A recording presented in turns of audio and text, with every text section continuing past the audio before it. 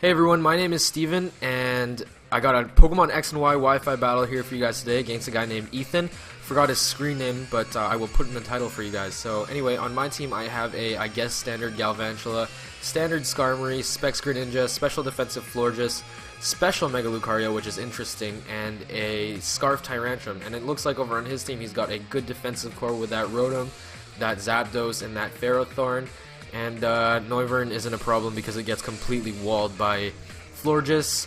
Aegislash seemingly is always a threat, I suppose, and as long as I can let that Gyarados not set up on me, then, you know, I'll have a good time in this battle. But if that Gyarados gets set up on me, then I'm going to have a bad time. But potential leads, I was thinking he might lead off with Ferrothorn because it's the only thing on his team that looks like a lead, sort of. And it's the only thing that could have hazards on his team. So he does end up leading with Ferrothorn, and I think I just lead with Galvantula because I just want to get my sticky web set up. So yeah, we got this lead matchup going. I do just get my sticky webs up, and he fires off some leech seeds to break my focus sash, I suppose, which is successful. So my sash is broken, which kind of sucks, but you know, whatever. Galvantula's just there to like get up the sticky webs anyway, so I'm gonna Volt Switch out. I think I'm gonna go straight into Skarmory so I can get my spikes up. And you saw in the team preview that he has this Ferrothorn, and I don't really have anything to spin away the hazards. So the hazards on both sides of the field actually are gonna stay because you know, there's no spinners on either side. And I sped this part up here because all this is just us setting up spikes, both of us, and we both get 3 layers up in the end. So yeah, and it's just prolonged by all this after turn effect stuff with all the leech seed and the leftovers recovery and all that. So yeah, I think here is where we both got our 3 layers of spikes set up, and I go straight into my Lucario, not playing any games here. And with sticky web support, this like Lucario, modest Lucario with sticky web support just outspeeds everything, and it just murders everything with that adaptability Aura Sphere. Oh man, it's just so powerful. Once you get that nasty plot up, +2 adaptability Aura Sphere, outspeeding everything with that modest oh man, it's just, it wrecks so much face. And I do get the nasty plot up right here, and I think he just fires off a leech seed here, just, you know, I guess just to scout out what I would do. He could have also protected, I don't know, but protecting was kind of not really that good because I did set up the nasty plot, I suppose. But he's going to switch out here into his Zapdos, which I'm presuming is specially defensive because he did see that nasty plot.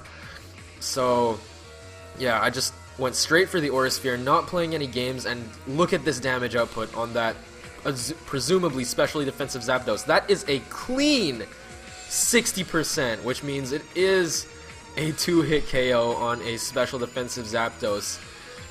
What is a resistance to Lucario? What is a resistance? I don't know what that is. Lucario doesn't know what that is. Lucario eats everything up and then slams you in the face with that adaptability Aura Sphere, and that is a 2-hit KO on a special defensive Zapdos. MVP shit right here. MVP shit. And in comes Aegislash. That thing, I'm confident I can survive a, what is it? A Shadow Sneak. If he's not boosted, because, you know, Shadow Sneak isn't that powerful in the first place. Plus, Lucario gets that defense boost with the Mega Evolution, so he eats that Shadow Sneak right up and retaliates right back to this Aegislash with the Dark Pulse to take it out. And in comes Noivern, outspeeds me, obviously. I just left Lucario in to die because at this point it was at low health. I apologize, you can't see the health bar on the screen because of the position of the camera. But that Shadow Sneak actually did get me pretty low from the Aegislash, so I just left Lucario in to die here. It wouldn't have been beneficial for me to keep it. I guess I could have kept it for death fodder later, but whatever. In comes Tyrantrum here. I thought he would switch because I was kind of bluffing a Choice Scarf. Actually, I do have a Choice Scarf, so I wasn't really bluffing it, but I was banking on him to switch because I thought he'd anticipate the Choice Scarf and switch out to save his Noivern, but he just stays in and goes for another Draco Meteor as I got my Stealth Rock set up, and I know I'm running the Choice Scarf Stealth Rocks, but, you know, whatever. At least I have all my hazards on the field now. He has nothing to spin them away. And Tyrantrum dies, unfortunately, to another Draco Meteor. But now that I know he has Choice Specs, because he used Draco twice, he's probably running that ever so popular Choice Specs Noivern set. I'm gonna bring in Florges here to force him to switch out, and I think I'm just gonna set up a Wish here on his switch. I'm not sure what I did, but back in comes this thing. It kind of walls me, which is kind of annoying. Can't really do anything to it, so you know, it's getting all those effects. It's getting caught in the sticky web. It's getting hurt by spikes. It's doing all the things, and I do set up the Wish here. I think I go straight into the Galvantula, which is going to get the Wish on the next turn. I think I pass the Wish onto Galvantula, just so I can go into Galvantula, cause, you know, I guess cause some trouble, wreak some havoc with Galvantula. That's what Galvantula does, ladies and gentlemen. He sets up those sticky webs, and then he proceeds to hit hard, or as hard as he possibly can. And he goes for the Leech Seed on the switch. Galvantula actually takes a clean 50%. You didn't see it there, but he took a clean 50% from those entry hazards, the Stealth Rock in combination with the spikes, and it's kind of discouraging, but it's okay because Galvantula received that Wish, got himself back to full. So went for the Bug Buzz here as he predicted, or not predicted, but he protected. That's the right word, and that happened. He was just trying to scout out what I was gonna do. But I did go for the Bug Buzz, and I should have predicted his switch here. Did switch into his Rotom Wash. I just went for the safe play and went for another Bug Buzz, but if I predicted the switch and got off a Thunder here, I'm confident that this would have been a 2-hit KO. Because, wait, hold on, let's see how much this Bug Buzz does. It does like about 25%, I suppose, but if I went for Thunder, that would have been a clean 2-hit KO, because as you can see here, the Leech Seed recovery saves him. I went for the Thunder on this turn, and he survives. He will survive with the sliver of all slivers, ladies and gentlemen. He survives with like 1 HP. Look at that! And then he managed to get the Will-O-Wisp off on me. Not that it hurts my attacking prowess that much, but it's definitely going to limit my survivability, so, you know. The Leech Seed, it saved him there. It saved him, and if I had just predicted that switch like I should have and gone for Thunder, then I wouldn't have to worry about the burn or the Leech Seed crap. That thing would just die and it'd just be a clean 2-hit KO, but I didn't, and that's what happened. And now he switches out again, fearing the Thunder. He's gonna save his Rotom for later, I suppose. I could have predicted this too, but you know, I was kind of playing really safe here for some reason.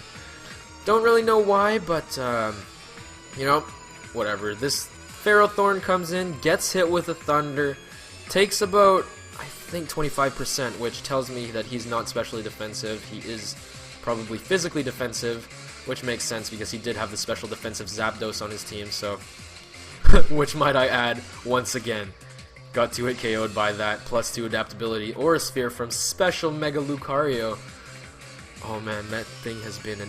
Oh gosh, it's sad. It's pretty sad because I actually traded that thing for some key assets to what I'm doing later, but we'll talk about that in another video, I suppose. But he's going to protect here, and that's going to stall out one more turn because I think die from the Leech Seed and the burn here, so combination of those two takes me out as he protects. Doesn't want to get hit with a move, and here, oh, he actually got paralyzed from that Thunder. You might think it doesn't really matter because Ferrothorn is slow as hell anyway, but it actually comes into play a bit later, and I think it actually comes into play like right now. So I bring in Greninja, go for the Dark Pulse, and you know, it does a decent chunk, I suppose, to a non-special defensive Rotom. I am Choice Specs, so, you know, I guess it did a decent amount, but he manages to fire off the Leech Seed, doesn't get Parahaxed here. But, ladies and gentlemen, something will happen. Something will happen that will turn the tides of this battle, because at this point I thought I had lost. He's got this Ferrothorn in on my thingy, and I thought I'd lost, but because, you know, he would have stalled me out with the Leech Seed, and I'd only have Skarmory and Florges left, and I thought I'd lost because of that. But he does get Parahaxed, as you just saw, and he was gonna go for Protect, but he got Parahaxed, and I was able to hit him once again with a Dark Pulse. And if he'd gotten that Protect off, he would have gotten a bit more recovery from his leftovers in combination with that Leech Seed. And if he just kept protecting, I was already pretty low from the hazards and the Leech Seed, If he just kept protecting, I wouldn't have been able to do as much damage to him as I would like with the Dark Pulse, and I would have died eventually to Leech Seed, and he could have just stalled me out. So that Parahacks really did matter, and he brings in that Rotom there just to take damage from Stealth Rock, it seems, because he switches out immediately, goes into Gyarados, and that gets critted with the Dark Pulse. I'm not sure how much that actually mattered, because that would have done a hefty amount anyway with the Specs plus that Stealth Rock damage on that Gyara. And, you know, it probably would have been a 2-hit KO unless he was Mega Gyarados. If he turned Mega on the next turn, he probably would have been able to eat that up. So I'm not sure if that would have been a 2-hit KO or what. But, you know, that crit may have mattered, may have not. But that crit on the Noivern as well, 2 straight crits. I know you guys are probably thinking, like, what the hell is going on? But, crit the Noivern also. In all honesty, Ethan, that crit on your Noivern did not matter, because if you managed to kill me on that turn without that crit, I still had Florges in the wing, which would have been able to wall out that Noivern, and it would have been able to get the kill on the Rotom, because special defensive Florges is not something to be, you know, waving fingers at. It's a tank, and it would have been able to murder that Noivern no matter what you did, and it would have been able to murder the Rotom no matter what you did either. So, you know, some key hacks played part in this victory. That Parahacks on his thing managed to get me the kill on his Ferrothorn. The crit on Gyarados, I'm not sure how much that mattered. Whether or not he was Mega, I'm not sure. But if he was Mega, then that crit did matter.